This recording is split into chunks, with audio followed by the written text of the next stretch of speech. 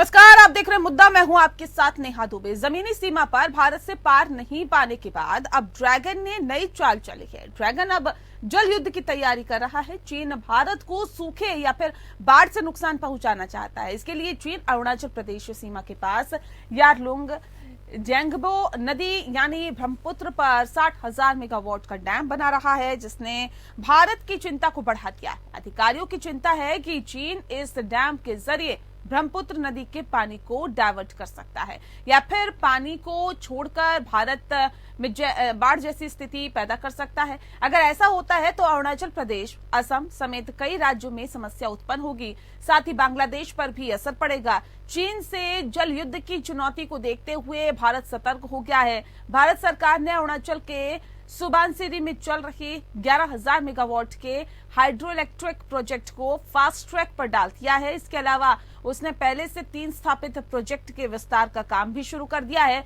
2,000 megawatt वाला सुमसिरी project इस साल के मध्य में तैयार हो जाएगा। इसके अलावा अन्य हाइड्रो इलेक्ट्रिक का प्रोजेक्ट भी लाइन में है। ये प्रोजेक्ट 1 साल तक पानी स्टोर कर सकते हैं। अगर चीन डैम के जरिए पानी छोड़ता है तो उसे रोका भी जा सकता है।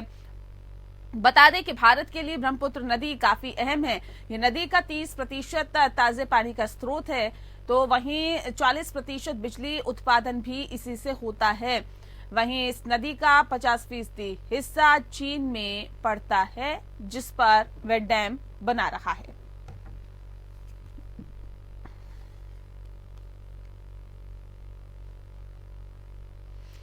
तो आपको बता दें कि चीन अपनी हरकतों से बाज आता हुआ दिखाई नहीं दे रहा है। लगातार चीन इस तरह की हरकत करता है और अब जो मसला है वो यही कि जमीनी सीमा पर भारत से पार नहीं पाने के बाद अब ड्रैगन ने नई चाल चल ली है। ड्रैगन अब जल युद्ध की तैयारी कर रहा है। और चलिए इस विषय पे आज हम तफसील से चर्चा करेंगे। खास मेहमान हमारे साथ मौजूद है, उनसे आपका परिचय करा देते हैं। इस वक्त हमारे साथ मंजू सेठ जी हैं, पूर्व राजनयिक हैं। मैम, बहुत स्वागत है आपका। जितेंद्र त्रिपाठी जी इस वक्त हमारे साथ जुड़ गए हैं, ये भी पूर्व राजनयिक है। जितेंद्र जी, आपका भी बहुत स्वागत है। मंजू जी, सीधा रुख मैं आपका कर लेती हूँ, क्योंकि चीन जिस तरह की हरकतें कर रहा है और अब जो नई चाल उसने चली है, उससे तो ये कहा जा सकता है कि वो जल युद्ध की तैयारी कर रहा है। ये नए कदम को चीन के कैसे देखे? बिल्कुल, ये चीन का तो एक पार्ट ऑफ उनका जो प्लान है इंडिया को बिल्कुल तंग करने का, इंडिया को बैकफुट पे रखने का, ये उसके तहत एक और स्टेप है। और इंडिया के, क्योंकि वो ब्रह्मपुत्र का जो सारा स्रोत है उस तरफ है, चीन के पास है, तो वो उसको कंट्रोल करना चाहते हैं और प्रेशर डालना चाहते हैं। आप तो कह रहे हैं हम अपने लिए कर रहे हैं, लेकिन उनका इसका दो डबल इनका इंटेंशन है कि अपना जो करेंगे अपने देश में, लेकिन साथ में पानी रोकने का और पानी को फ्लड छोड़ने का, ताकि यहाँ पे फ्लडिंग हो, बाढ़ आ जाए और पॉलिटिकल टूल की तरह उसको यूज कर सकें। और बिल्कुल उनकी यही मंशा रहती है कि इंडिया को बैकफुट पे कैसे रखा जाए और इंडिया को बताया जाए कि आप हमसे आप ठीक से बात करिए, आप हमसे नीचे रहिए। थोड़ा सा उनका ये हमेशा से रहा है। और हमने देखा था जब मैं बैंकॉक में थी, वहाँ पे भी इन्होंने मेकोंग रिवर का जो उन्होंने बनाए हैं, वहाँ पे जो डैम्स बनाए हैं, उनको भी सडनली छोड़ दिया और सारे नीचे जितने साउथ ईस्ट एशियन नेशन से 2-3 जिनके उसके मेकोंग के रास्ते में हैं, इंक्लूडिंग थाईलैंड, वहाँ पे बहुत फ्लडिंग हो गई थी। और वो तब भी अपनी आर्म्स ट्विस्टिंग का थोड़ा सा तरीका अपनाते हैं। तो वो हर तरीके से अपना हायर उस पर रखना चाहते हैं और अपना मजबूत रखना चाहते हैं अपनी साइड को, नेहा जी। और वो हमेशा चाहते हैं कि इंडिया को तो खासकर उनको लगता है कि हम उनको कैसे बार बार किस वे से मात दे सकें किसी न किसी फ्रंट पे, नेहा जी। ठीक है, लेकिन अब सवाल इस बात को लेकर भी है मंजू जी कि अगर ये काम चीन करने में कामयाब होता है, या फिर यूँ कहे कि जल युद्ध की तैयारी जिस तरह से कर रहा है, डैम बनाना चाहता है, अब इसमें किस तरह का फायदा चीन को होगा, भारत को कैसे नुकसान होगा? नुकसान तो ये होगा ना कि जब भी वो चाहेंगे वो रिलीज कर सकते हैं वाटर का, जब भी चाहे रोक देंगे। इसीलिए वो जो अभी बन रहा है नया मेगावाट 2000 मेगावाट का जो प्लांट बन रहा है सुनासिरी में, तो सुबानसिरी में, तो वहाँ पे वो इसको काउंटर करने में कुछ हद तक कामयाब होगा। और इंडिया को और हर तरीके से अपनी जो क्षमता है पानी रखने की, स्टोरेज की और प्रिवेंट करने की कि ये जो एक्स्ट्रा वाटर अगर वहाँ से निकलता है, चीन छोड़ता है, तो कैसे उसको चैनलाइज करके हमको वो भी देखना पड़ेगा, कहाँ चैनल कर सकते हैं, कहाँ स्टोर कर सकते हैं, ताकि वो कामयाब ना हो अपने इरादों में। बिल्कुल, ये भी कहा जा रहा है कि चीन इस डैम के जरिए ब्रह्मपुत्र नदी के पानी को डाइवर्ट कर सकता है, जिस बात का जिक्र अभी मंजू जी कर रही हैं, और या फिर पानी को छोड़कर भारत में बाढ़ जैसी स्थिति भी पैदा कर सकता है। अगर ऐसा होता है तो कौन कौन से इलाके जो हैं मंजू जी वो ज्यादा प्रभावित हो सकते हैं? क्योंकि अभी तक तो अनुमान लगाया जा रहा है कि अरुणाचल प्रदेश, असम समेत कई राज्य ऐसे हैं जहां पर ये समस्या उत्पन्न हो सकती है, या तो बाढ़ की स्थिति आ सकती है या फिर सूखे की स्थिति कहीं ना कहीं झेलनी पड़ सकती है। बिल्कुल, और ये सीधा बांग्लादेश तक भी जाती है नदी, तो वहाँ पे भी इसका प्रभाव जरूर पड़ेगा। और सारे रास्ते में, अरुणाचल में, असम में, और जहाँ भी ब्रह्मपुत्र का जो रूट है और उसके जो उसके कहीं कहीं जो ट्रिब्यूटरीज हैं उनमें भी जाके ये पानी ट्रिब्यूटरीज के साथ मतलब जो है मिल के सब जगह पे ये अपना फ्लडिंग हो सकती है, जिससे भारत को तो बहुत ही नुकसान होगा, सारे स्टेट को नुकसान होगा, लोगों को होगा, जान मान की हानि होगी। और अगर जहाँ भी एग्रीकल्चर है वहाँ पे भी हो सकता है प्रॉब्लम। तो इट विल बी रियली बहुत ही ये गंभीर स्थिति बन सकती है, और इसके लिए इंडिया को, भारत को अपना सारा जो भी कार्रवाई है उसको काउंटर करने के लिए जल्द से जल्द हमें बनानी होगी और अपनी कार्रवाई करनी पड़ेगी।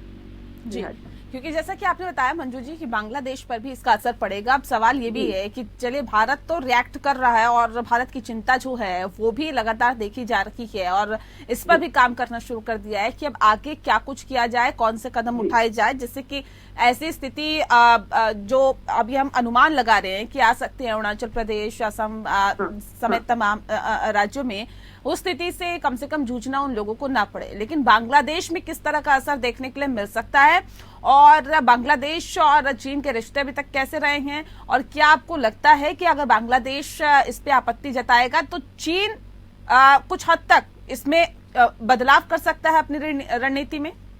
उम्मीद तो कोई नहीं है बिल्कुल भी, क्योंकि वो बांग्लादेश पर भी दबाव डालने की कोशिश करता रहता है हर तरीके से, क्योंकि उनको लगता है कि वो इंडिया के साथ थोड़े से करीब आ रहे हैं, उनके ताल्लुकात अच्छे हो रहे हैं, तो वो वहाँ पे भी अपनी कोशिश जारी रखी हुई है उन्होंने, बांग्लादेश में भी उनसे दबाव डालने की हर एक वे से।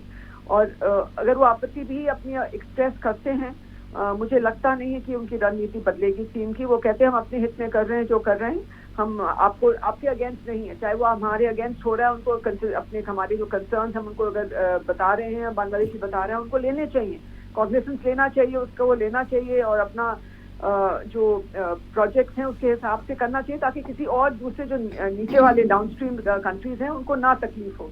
लेकिन जैसे मैंने कहा, मैंने देखा था वहाँ पे भी उन्होंने ऐसे ही किया था, साउथ ईस्ट एशिया में जब मेकॉन्ग डैम पे प्रॉब्लम आई थी तब भी उन्होंने ऐसे मेकॉन्ग रिवर के पानी छोड़ दिया था और सब डाउनस्ट्रीम देशों में फ्लडिंग हो गई थी, क्योंकि उनके पानी बहुत ज्यादा भर गया था, डैम में प्रॉब्लम आ गई थी। तो ये इनका वो ज्यादा कंसिडर नहीं करते हैं दूसरे देशों का नॉर्मली, तो मुझे लगता नहीं है कि रणनीति उनकी बदलेगी, ये दे विल गो अहेड, क्योंकि वो कहते हैं हमारे हित में है बस, and that is about all. तो ये तो मुझे लगता नहीं कोई भी अगर एक्सप्रेस भी करते हैं, अपनी आपत्ति भी देते हैं बांग्लादेश, आई डोंट एक्सपेक्ट कि कोई भी इससे बदलाव आएगा उनकी रणनीति में। चीन की हरकत थमने का नाम नहीं ले रही है, चीन अपनी चालबाजी से बाज नहीं आ रहा है, सर इसे कैसे देखते हैं? क्योंकि अब चीन ने जल युद्ध की तैयारी शुरू कर दी है, जिससे कि नॉर्थ ईस्ट के कुछ राज्य प्रभावित होंगे, कभी सूखा भी पड़ सकता है तो कभी बाढ़ जैसी स्थिति भी चीन कर सकता है। ऐसे में बांग्लादेश भी इससे प्रभावित होगा, लेकिन भारत को किस तरह का नुकसान होगा सर, कैसे देखते हैं इसे? देखिए, इन तमाम दिक्कतों के शुरू होने से पहले, यहाँ तक कि जो गलवान की भी समस्या आई उससे पहले एक तरह टॉक है पब्लिक डोमेन में आ चुका है, जिससे मैंने कहा कि चीन के साथ हम शांति से तब तक रह ही नहीं सकते जब तक उसको खतरा नहीं होता है कि जब वो इस तरीके की हरकत करता है तो उसे पूरा मुंह तोड़ जवाब मिलेगा, और ऐसा जवाब मिलेगा जो उसके लिए बहुत मुश्किल होगा। तो ये सवाल जियो पॉलिटिक्स का नहीं है, ये सवाल है चीन में जो राजनीतिक ढांचा है, इसमें देखें कि उनके जो स्ट्रेटेजिक साइकी है कि जो भी उनसे थोड़ा सा भी कमजोर पड़ता है वो उसको इंस्लेव करके रखना चाहते हैं। तो इस वजह से भारत एक बड़ी सभ्यता है, इसको लेकर उन्हें बहुत कॉम्प्लेक्स है और हर तरीके से वो प्रेशर बनाने की कोशिश कर रहे हैं। देखिए, जल युद्ध की बात कर रहे हैं, कई एक जगह में हमारी इकोनॉमी भी की जो वल्नरेबिलिटी है, अब जिस किसी वजह से हो उसको उन्होंने एक्सप्लॉइट किया है और बहुत बड़ा तबका हमारे इंडिजिनस इंडस्ट्री का वो डिस्ट्रॉय किया है।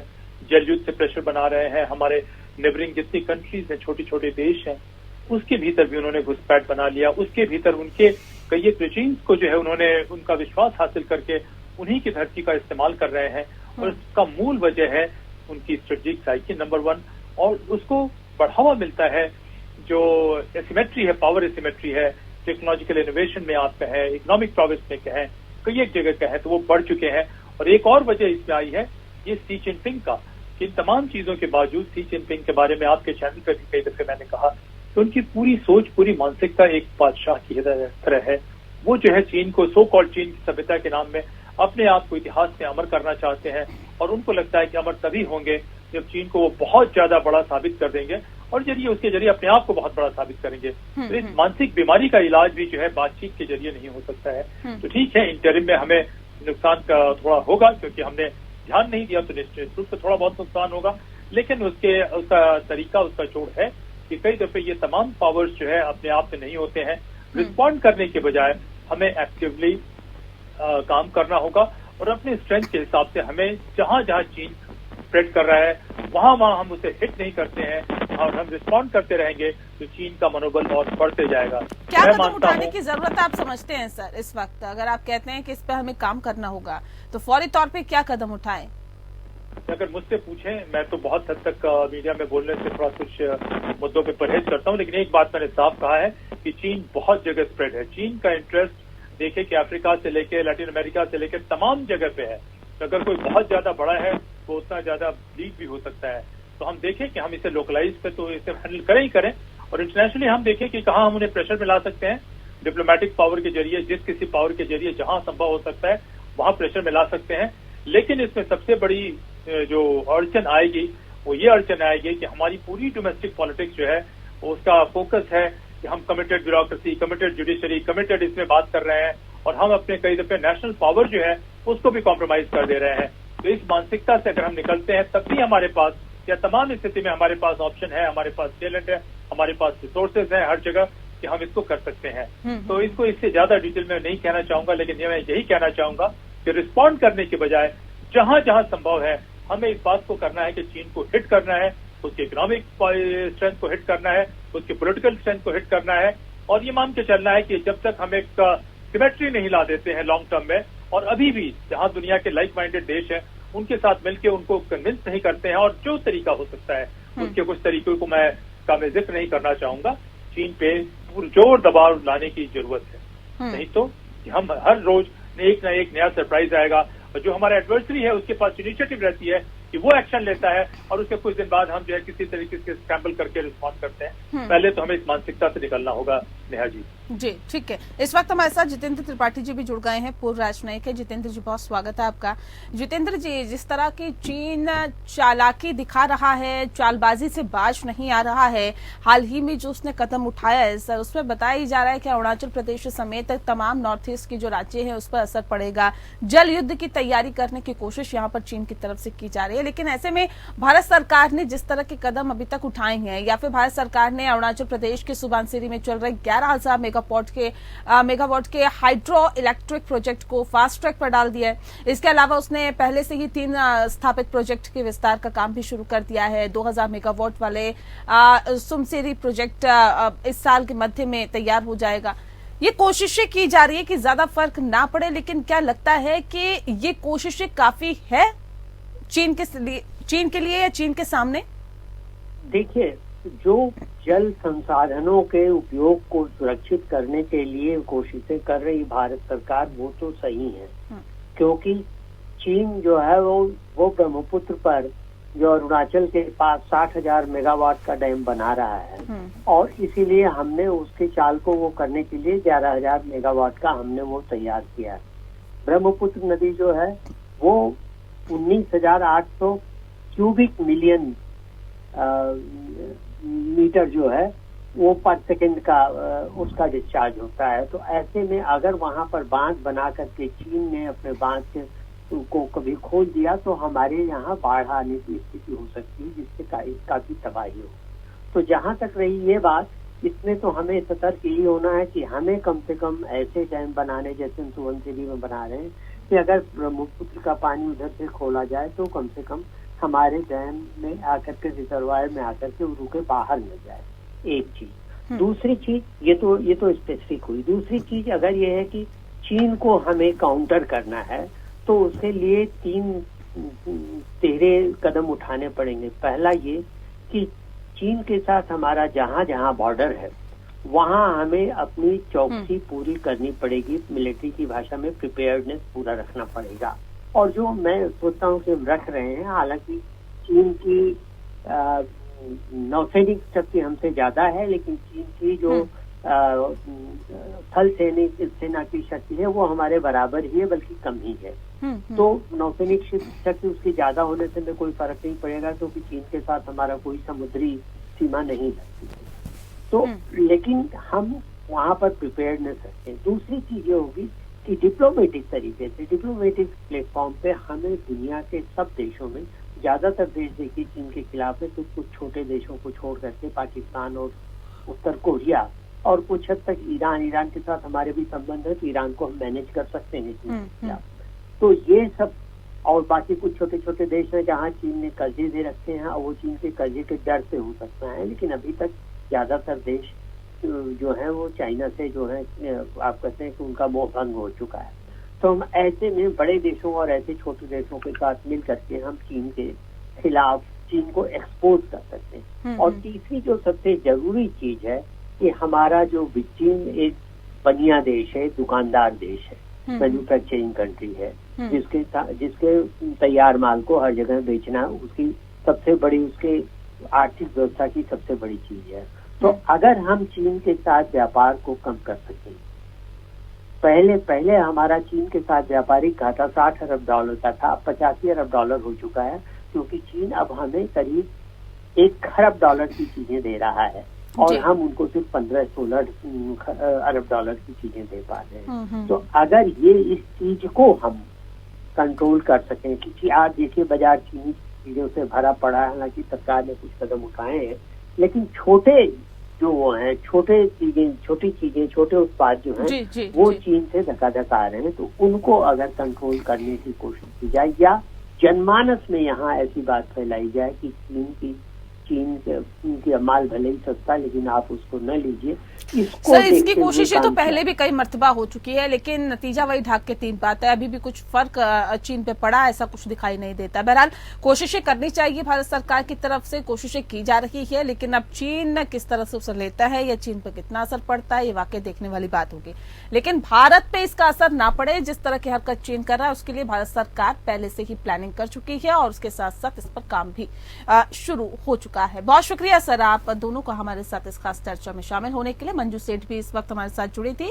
मंजू जी, आपका भी बहुत शुक्रिया हमारे साथ इस खास चर्चा में शामिल होने के लिए। मुद्दा में फिलहाल इतना ही। नमस्कार।